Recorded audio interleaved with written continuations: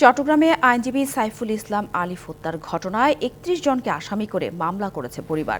এছাড়া আদালতে আইনজীবী ও পুলিশের উপর হামলা ও ভাঙচুরের ঘটনায় আরও একটি মামলা হয়েছে।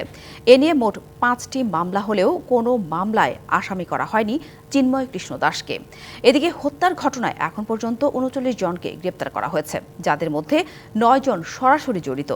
এছাড়া আরও ১২ ঘাতককে খুঁজছে পুলিশ। আইনজীবী সাইফুল ইসলাম আলিফকে কারা হত্যা করেছে পুরো বিষয়টি নিশ্চিত হয়েছে আইনশৃঙ্খলা বাহিনী। শুধু পুলিশ নয়, একাধিক গোয়েন্দা সংস্থাও হত্যায় জড়িতদের ব্যাপারে নিশ্চিত হয়েছে।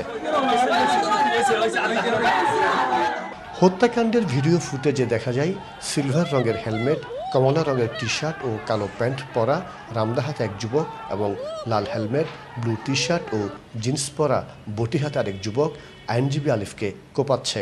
এদের একজন চন্দন বলে নিশ্চিত হয়েছে পুলিশ, তবে তাকে গ্রেপ্তার করা যায়নি। ভিডিও ফুটেজ বিশ্লেষণ করে সরাসরি হত্যায় জড়িত ছিল এমন ৩ জনকে আমরা ইতিমধ্যেই গ্রেপ্তার করেছি। বাকিদেরকেও শনাক্ত এবং গ্রেপ্তারের জন্য আমাদের যে আইনি প্রক্রিয়া সেটা অব্যাহত রয়েছে। আলিফ হত্যার ঘটনায় বেশ কয়েকজনকে গ্রেপ্তার করা হয়েছে, যাদের মধ্যে ৯ জন সরাসরি হত্যাকাণ্ডের সাথে জড়িত।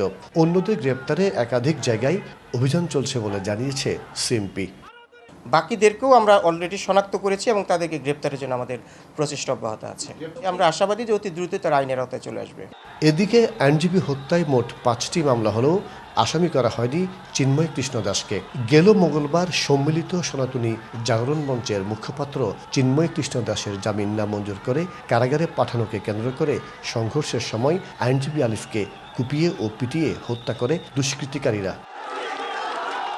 মাসুদুল হক, ডিবিসি নিউজ, চট্টগ্রাম।